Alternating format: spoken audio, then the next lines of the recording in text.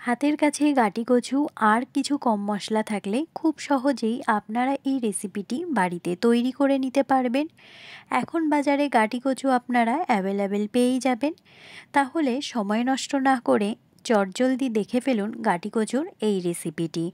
নমস্কার, আমি অর্পিতার খামখেয়ালি গল্পে আরও একবার সকলকে জানাই স্বাগত।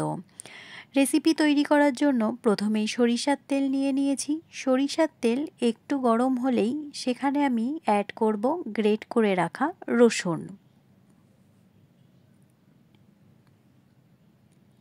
রসুনটাকে খুব ভালো করে ফ্রাই করে নিতে হবে যেন রসুনের কাঁচা গন্ধটা চলে যায়। এবার অ্যাড করব কুচি করে রাখা কাঁচা লঙ্কা। কাঁচা লঙ্কার পরিমাণটা দেখতেই পাচ্ছেন অনেকটা বেশি। একটু টকটক ঝালঝাল রেসিপিটি তৈরি হবে, সেই জন্য ঝালটা একটু বেশি হলে রেসিপিটি খেতে ভালো লাগবে। কিন্তু অবশ্যই মাথায় রাখবেন আপনারা আপনাদের যে পরিমাণ ঝাল খাবেন সে পরিমাণ লঙ্কা অ্যাড করবেন।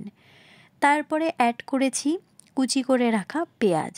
পেঁয়াজগুলোকে খুব বড় মাপের কাটবেন না, একটু কুচি করার চেষ্টা করবেন। খুব ভালো করে এবার পেঁয়াজ, রসুন এবং লঙ্কাটাকে ফ্রাই করে নিতে হবে। আমি কথা দিচ্ছি গাঁটি কচু এভাবে একবার তৈরি করে দেখুন, বাড়ির সকলে কিন্তু চমকে যাবে। এবং দুপুরে খাওয়ার টেবিলে যদি আপনি এটি সার্ভ করেন কেউ বুঝতেও পারবে না যে এটি গাঁটি কচুর রেসিপি। পেঁয়াজটা একটু ফ্রাই হয়ে গেলেই এখানে আমি অ্যাড করব গ্রেট করে রাখা গাঁটি কচুগুলোকে। হ্যাঁ, এখানে একটা জিনিস আমার দেখানো হয়নি, সেটি আমি আপনাদের ভিডিওর মাধ্যমে বলে দিচ্ছি। গাঁটি কচুগুলো খোসা ছাড়িয়ে আমি কিন্তু গ্রেট করে নিয়েছি গ্রেটারের সাহায্যে। এবার খুব ভালো করে পেঁয়াজ আর রসুন কাঁচা লঙ্কার সাথে গাঁটি কচুটাকে মিক্সড হতে দিতে হবে। খুব ভালো করে মিক্সড করে নিতে হবে। গাঁটি কচুতে একটু জলজলা অর্থাৎ লোটলোটে ভাব থাকে, সেই জন্য অনেকটা সময় নিয়েই কিন্তু রেসিপিটি তৈরি করতে হবে। এবার অ্যাড করে দেব পরিমাণ মতো লবণ। লবণটা আপনারা বুঝে অ্যাড করবেন, কারণ পরিমাণটা একটু কমে যাবে, সেই জন্য লবণটা সেই বুঝে অ্যাড করবেন। প্রথমেই বলেছি টকটক ঝালঝাল রেসিপি। এবার আমি অ্যাড করব গ্রেট করে রাখা টমেটো।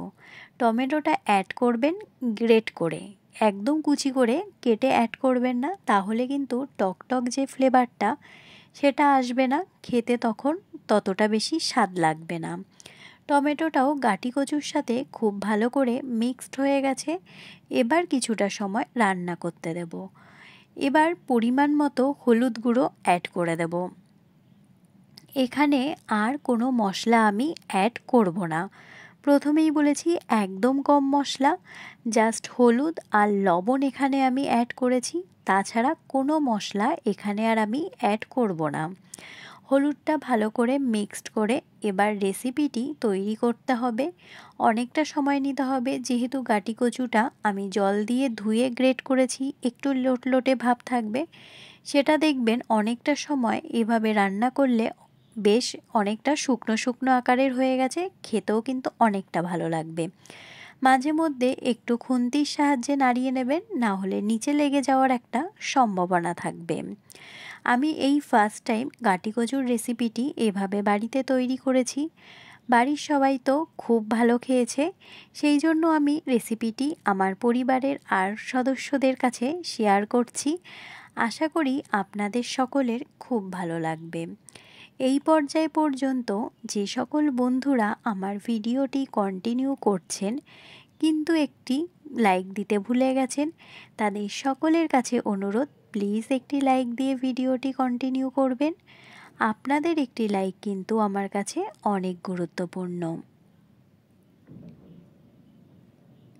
যে সকল দর্শক বন্ধুরা আমার পরিবারে নতুন যুক্ত হয়েছেন তাদেরকে অসংখ্য অসংখ্য ধন্যবাদ আমার পাশে থাকার জন্য।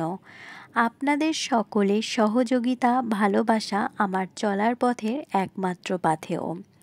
এই পর্যায়ে দেখতেই পাচ্ছেন আপনাদের সাথে কথা বলতে বলতে রেসিপিটি কিন্তু অনেকটাই হয়ে এসেছে। আর আপনারা ভিডিওটি খুব ভালো করে লক্ষ্য করলে দেখতে পারবেন আমি কিন্তু কন্টিনিউ সবজিটা নাড়তে থাকছি, কারণ যেন নিচে লেগে না যায়। যদি পোড়া লেগে যায় তাহলে কিন্তু খেতে একদমই ভালো লাগবে না, সেটা যে কোনো রেসিপির ক্ষেত্রেই। পুড়ে গেলে খেতে কিন্তু খুব বাজে একটা স্মেল হয়, খেতেও ভালো লাগে না। দেখুন অনেকটা কালারটা চেঞ্জ হয়ে এসেছে আর লোটলোটে ভাবটাও অনেকটাই কমে এসেছে। এভাবে আরও কিছুক্ষণ আমাকে রান্নাটা করে নিতে হবে। ঝাল ঝাল টকটক একটা খুব সুন্দর ফ্লেভার আসে, খেতে কিন্তু অনেকটা ভালো হয়।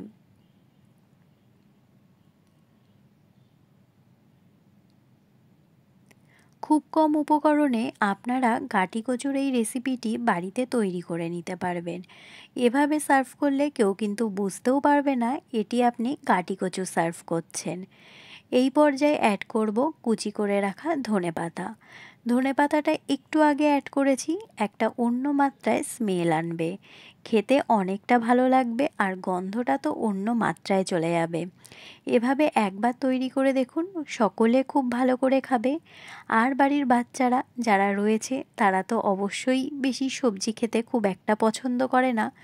নর্মালি বাচ্চারা খুব একটা সবজি পছন্দ করে না, তাদেরকেও যদি আপনারা এভাবে তৈরি করে দেন তারা কিন্তু বেশ ভালো করে খাবে।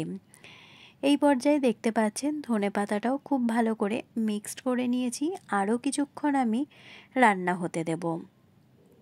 এখানে কিন্তু এক্সট্রা কোনো জল আমি অ্যাড করিনি।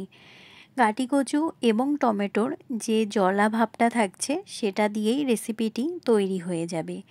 এক্সট্রা জল অ্যাড করলে কিন্তু সেই রকম স্বাদ থাকবে না, সেক্ষেত্রে খেতে একদমই ভালো লাগবে না।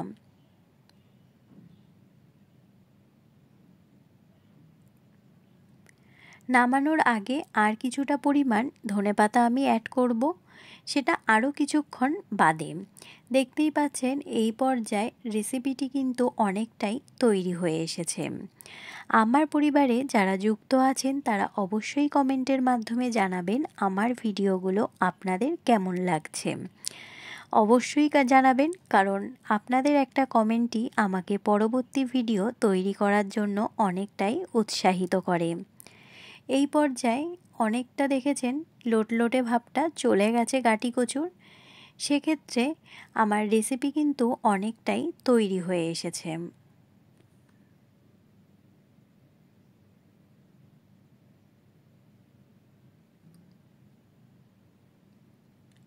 ধোয়ার জন্য ক্যামেরাতে একটু সমস্যা হচ্ছিল, সেই জন্য একটু আপনারা প্লিজ ক্ষমাসুলভ দৃষ্টিতে দেখবেন। এই পর্যায়ে দেখতে পাচ্ছেন আর একটু ধনেপাতা অ্যাড করে দিয়েছি, দিয়ে আর খুব সামান্য পরিমাণ আমাকে রান্না করতে হবে। প্রায় রেসিপি কিন্তু তৈরি হয়েই এসেছে। এই পর্যায়ে দেখতে পাচ্ছেন কালারটা অনেকটাই চেঞ্জ হয়ে গেছে এবং জলা ভাবটাও কিন্তু নেই, অর্থাৎ আমার রেসিপি কিন্তু তৈরি হয়েই গেছে। আমি লবণটাও এর আগে চেক করে নিয়েছি, লবণের পরিমাণ ঠিকই আছে। এবার একটি পাত্রে আমি সার্ভ করে নিয়েছি, দেখেই বুঝতে পারছেন কতটা লোভনীয় হয়েছে। আশা করি আজকের রেসিপিটি আপনাদের ভালো লেগেছে। ভালো লাগলে আমার পাশে থেকে যাওয়ার অনুরোধ রইল। আজকের এই ভিডিওটি কেমন লাগলো অবশ্যই কিন্তু কমেন্টের মাধ্যমে জানাবেন। ভালো লাগলে আমার পাশে থেকে যাবেন আর প্লিজ একটি লাইক দিয়ে ভিডিওটি কন্টিনিউ করবেন। আজ তাহলে ভিডিওটি এখান থেকেই শেষ করছি। অন্য কোনো দিন অন্য কোনো ব্লগ ভিডিও বা রেসিপি ভিডিওর সাথে দেখা হবে। আজ তাহলে এখান থেকেই বিদায় নিচ্ছি। সকলে ভালো থাকবেন, সুস্থ থাকবেন, নিজেদের খেয়াল রাখবেন।